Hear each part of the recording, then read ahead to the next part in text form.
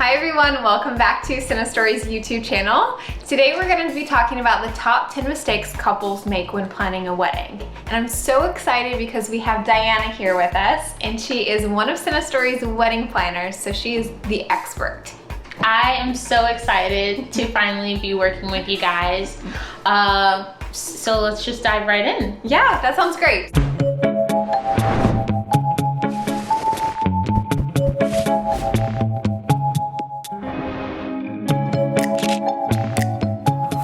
So to start us off, what do you think is the number one mistake couples make when planning their wedding? Well, I think right now, because we are still in the midst of a pandemic, there's technically no mistakes a couple can make when it comes to planning, but there are some things that they may want to keep in mind when they are planning their wedding. Okay.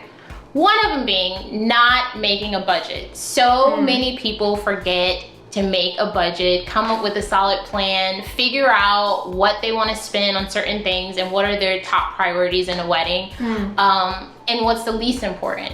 Okay. A lot of times they also have to think about if they overspend money, how is that going to work? And then really budgeting, taking the time to assess all the fees that are involved when planning a wedding. Yeah.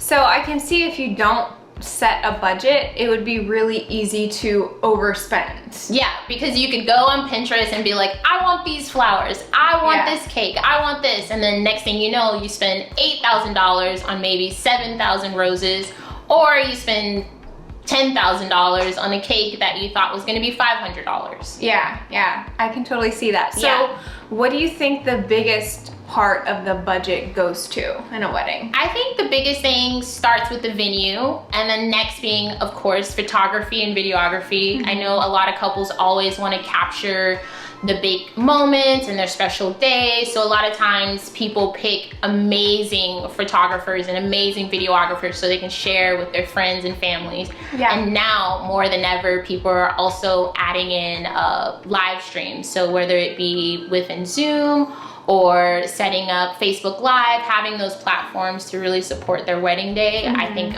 are very key to making it special. Yeah. So when a couple sits down to making their budget for the first time, how would you suggest they go about that? Like what's the first thing they need to consider when they're making their budget? I would say start with top 3 things that you really want in your wedding. So whether it be photography, a great bar, a beautiful venue where people are spread out, or it could be possibly a bigger wedding party. So how much money you're going to spend on the wedding party, having amazing hotel, or even spending money on food. A lot of times couples don't realize how much food could eat into a budget. Like if you want steak and lobster, it could be $110 per plate. Or if you want a sushi meal, it could be up to $200 per person per plate. So keeping that in mind is super important. And then after you pick your top 3 things, then go down to the things that are least important. And sometimes you can have some wiggle room in between, but for the most part, sticking to what's your main priorities and actually understanding what it's gonna cost, spending time talking to vendors, figuring out what you want in your budget really helps it out. Yeah, I can see how that would be helpful, is just, like picking the top 3 things that are important to you, because then, you feel better about spending more money on those things. Yeah. Versus like other things that aren't really important, those can, you can spend less on those and still feel okay about it. And maybe they want to add like a horse or something to their wedding. So who knows? Like, you never know. You add a horse, a private jet, next thing you know, your wedding's $500,000. Yeah, and the horse was already on your list, so you're covered. Exactly. Okay, so next point. You mentioned venue was usually the biggest portion of the budget. So what are some errors that couples run into when choosing a venue? Well, some errors are not understanding the capacity of the venue. So a lot of times you see a venue, you fall in love with it, and the couple never asks how many people can fit in the venue. Right now, obviously, some venues are limited, but when you think of planning a wedding for 250 to 300 people, you have to think of, is there room for people to dance? Is there room for the tables and the chairs? what is the capacity seated and what is the capacity for people standing is very important. And sometimes there's even a far area code that you have to think of if you're really packing your wedding in. So finding out and asking the venue, like, what is the actual seated, standing capacity? How much room does the tables and chairs take up? How much room does the dance tables? Sometimes people even add a band. So all of that space really matters, as well as what's included in the total amount for the venue. Okay. A venue can be like $10,000 and not include tables, chairs, or linens, or anything like that. And then that's another additional cost. Or there's some venues that include tables, chairs, everything that you need, and also catering, bar, and it can be a one-stop shop. So making sure you understand those prices is really important. Yeah. So I'm sure it's different for every venue, but is there kind of a trend, like most venues include these amount of things, or are most venues, do they come blank and you just have to fill it yourself? I would say majority of venues usually include tables, chairs, the standard circle tables, maybe some rectangle tables. But some venues have partnerships with rental companies. So whether it be Bright Rentals or Archive Rentals, where you can go in and maybe get a discounted rate on choosing certain furniture to bring in. And there's some venues that also offer like comfort seating. So if you wanted to have an outdoor portion in your wedding, you can also utilize that furniture. Bridal suites are pretty big also, so figuring out what rooms you get in the venue, because a lot of times some don't even have changing areas. So really thinking of the big picture of the venue is very important. So take note, future brides and grooms, it's really important to have open communication with your venue and ask them everything that's included so that you're not left with an unfortunate surprise. Okay, so on to our next point. What do you think the pros and cons, or is the better option between having a DJ or maybe just making your own playlist that kind of runs throughout the night?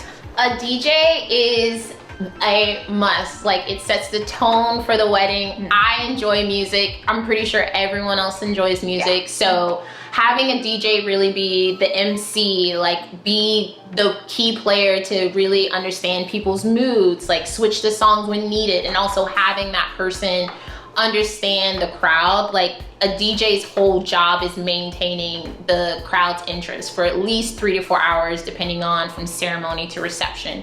So you can obviously have songs that you definitely want to hear, or songs that you definitely don't want to hear. But for the most part, I recommend a DJ. Even if you're doing a virtual wedding, always get a DJ. Yeah.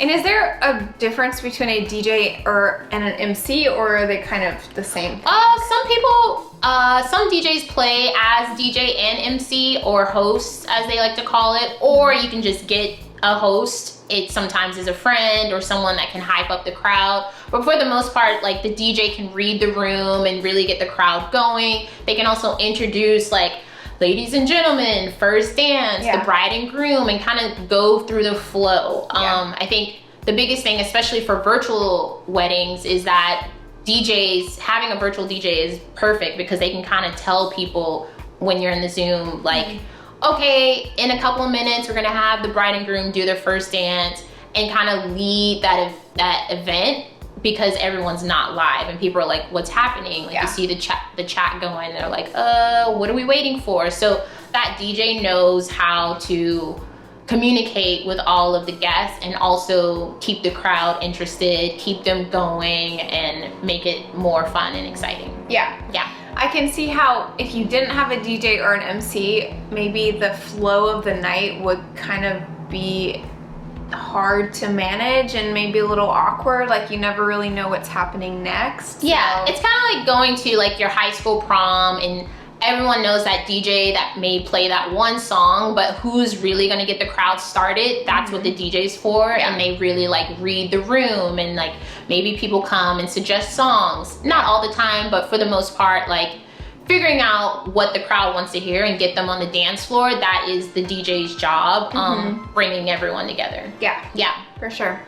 So this is something that I see a lot that people make a mistake in, but you would know best because you are the wedding planner.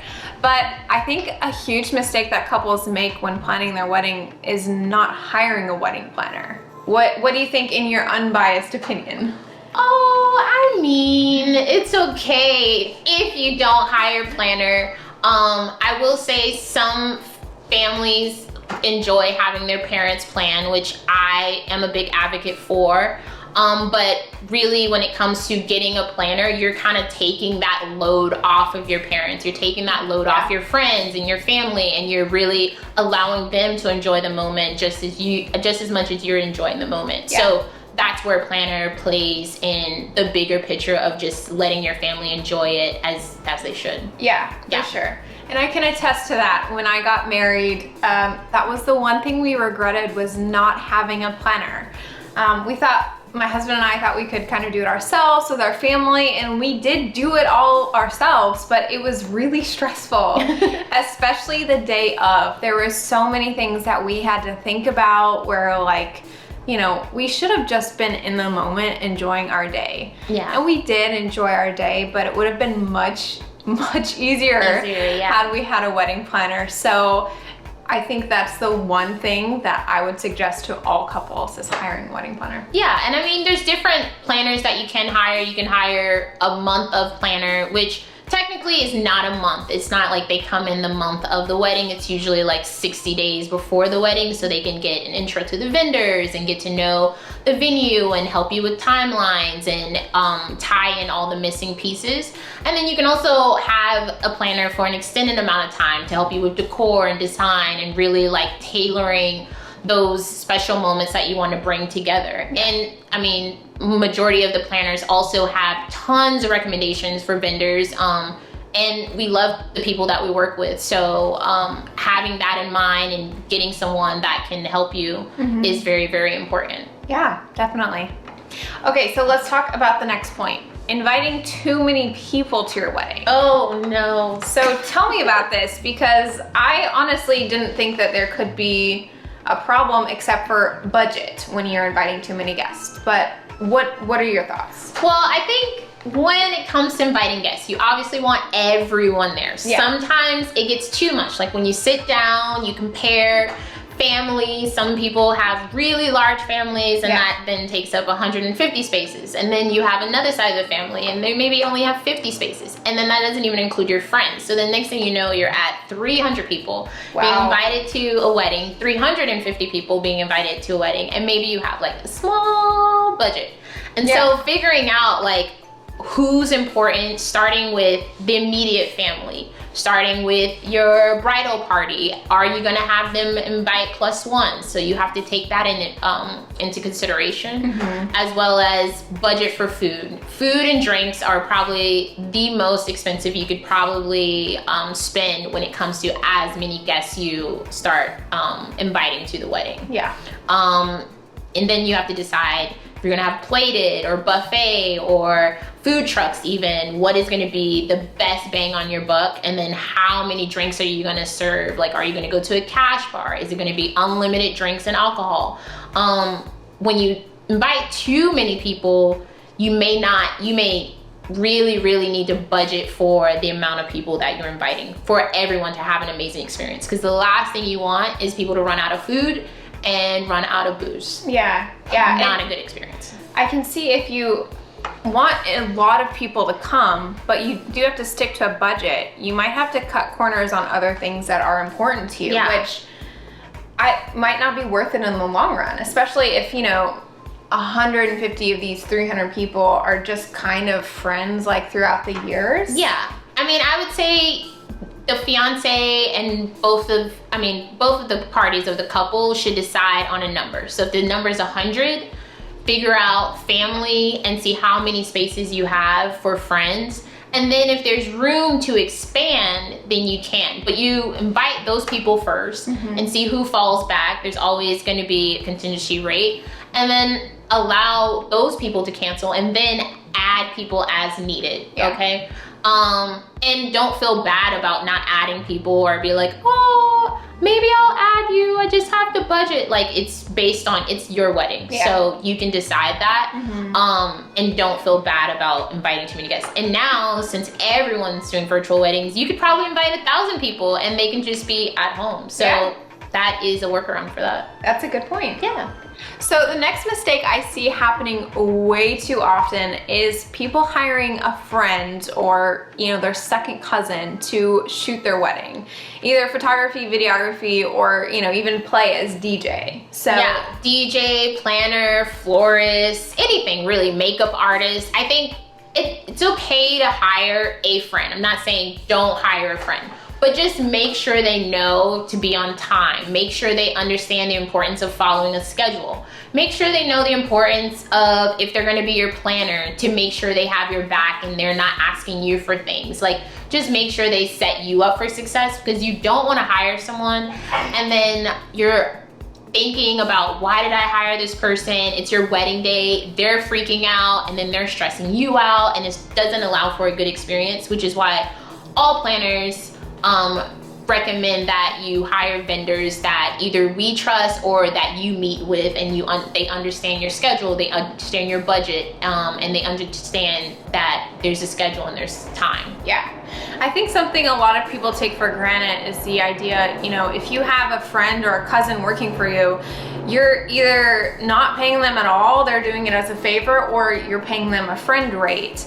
And money talks. So when you're paying someone to do a job, they're generally going to do it better. And so your return on your investment into a vendor is gonna pay off way better. Yes, especially for photography and videography. I've heard so many horror stories of people hiring friends losing the SD card, not being able to get the film in time, losing the content, their computer going bad, like whatever the case may be. Those are the things that we plan for as professionals. We want to make sure we get the content to you. We want to make sure that we've taken thousands and thousands and thousands of pictures. We know the lighting, we know the right angles to hit. You never want to get a ton of dark photos and be like, where was I in the wedding? Yeah. And why is this person being shot? And I thought you were shooting my family. So really understanding the importance, not necessarily saying friends are bad, but just making sure they understand, see their work. If they have a portfolio, never think like, oh, they're great at what they do. Like, see their work, see how professional they are, plan a shoot with them, see how they're professional with you, and then consider whether or not you want to hire a friend. Yeah, for sure. I mean, who knows, maybe your cousin is like a pro, but most of the time you're probably better off hiring a professional. Yes. Okay, another mistake I see, particularly brides making, is not trusting their vendors. Oh. So when you hire someone, you know, you hire someone who is an expertise in their field, but a lot of times brides still want to kind of control every aspect, and they just don't place the amount of trust in their vendor that they're really paying for. Yeah, so I mean, I think it all bogs down to, there's so much content online, and you see all this content and you're like, I know how to be a florist. Like, I could totally set up some flowers, go to the market and like design them. For sure, they're not gonna cost $400. But then you don't take into account like the time that that person went to go pick up the flowers, the type of flowers that you're getting. Are they in season? What vases are they using? Like, also their work time for putting these all together. It may take a florist, if you're doing 12 bouquets, it may take her 10 hours to do that, or 4 hours if she's hiring a team. But if she's by herself, she has to pay herself. She has to pay for her time. She has to pay for the ribbon that is on the flowers. Like, all of those small details, I don't think sometimes people take into account. Same thing with the photographer, being able to understand their time to edit the photos, coming to the venue, also paying for food, paying for their opportunity to have a good camera to shoot. So all of those fees, you don't really get to understand the background of it, but for the most part, like, people don't take the time to see the big picture. They just say, yeah, I see roses and they cost $30 in the store, so why is it not $30? Right. Yeah. Right, I totally get that. And I think that's a benefit too. When you pay for a vendor to bring them on, that is one less thing you have to worry about. And so I think your advice and our advice would probably be to just trust your vendors. They know what they're doing. Yeah, trust your vendors. And if you don't trust them, make sure you look at their portfolio. Ask them questions. There's so many questions that you can go either find on brides.com or anywhere that can help you guide you to the right direction to saying, okay, for a cake, how much is it gonna cost per person to get a slice? Or if I use fondant icing instead of buttercream, is it gonna be a price difference? If I get a 6-layer cake versus a 2-layer cake, it's probably gonna be cheaper. So finding out where the cost is coming from and also figuring out on the background the materials that they're using is also important, and bringing everything together. Yeah, for sure. So you mentioned alcohol earlier as being a big expense for any wedding. So do you think it is better to bring your own alcohol and try and save some money there, or to trust the vendor and the catering company to do it? I would say trust the vendor and the catering company, just because, I mean, a lot of times couples go to Costco, right? You don't need a membership to go to Costco to buy alcohol. Don't know if anyone knew that. But that being said, you don't really know how much people are gonna drink. Some people drink 7 drinks and it's great. Some people only drink 2 drinks. But for the most part, you never wanna have a wedding where you've run out of alcohol and then the bartender has to go run to the store and get an extra keg. You may run out of ice. You don't know how much ice you need per cup, okay? If you're having a hot, sunny day, all the ice is gonna start melting, so you need to account for that. Same thing with cups. Like, people are not holding on to their cups. They may drink half of their drink, put it down, that's another cup. Like, keeping that in mind. And also mixers, especially if you're using sodas, anything like that. Take into account, I know LA Speakeasy has a great alcohol calculator online that you can kind of see how much alcohol you would need, but I would suggest bringing an idea of what type of alcohol you want, and then let the vendor kind of walk you through how much it's gonna cost. So if you get a bottle of wine, that's probably only gonna give you 4 glasses. Yeah. So you think about that. Is everyone gonna drink wine at the wedding? You don't know. But you wanna plan for those things, so it's not like, sorry, ran out of ice, and then you have hot cocktails. Yeah. That you wanted to customize. Yeah, that does not sound good. Yeah. And on the opposite end of the spectrum, you can end up wasting a lot of money. I actually had a friend who they decided to bring their own alcohol because they thought it would save money. But at the end of the night, they had tons of bottles of leftover champagne and wine that they were trying to either give away or save, but they ended up wasting hundreds and hundreds of dollars because you know, they just didn't really know how much alcohol to plan for. Yeah, and you don't necessarily have to have all the types of alcohol at your wedding. So if you're having a spring wedding, maybe you want to have like some rosé on ice, like whatever the case may be. And sometimes couples also do custom drinks. They just have those 2 options for drinks. So you maybe have a whiskey drink and a tequila drink. So figuring out, talking to a bartender, a mixologist, if you're looking to have like a really great old fashioned or a mint mojito, my favorite, then you can figure out what you want. Yeah. Yeah. So I love Pinterest, and I really utilized it when I was planning my wedding. But I think a lot of people used Pinterest or similar things and then have really high expectations that are not met and they're disappointed with. Yeah, so I mean, Pinterest is amazing. They have so many, I use Pinterest as inspiration, but I think before going to Pinterest, I recommend that couples sit down and figure out what they want in their wedding first. Yeah. Figure out what colors you want, what kind of style you want your wedding, whether it's rustic, classic, modern, like what are the things that you want before you head to Pinterest. Yeah.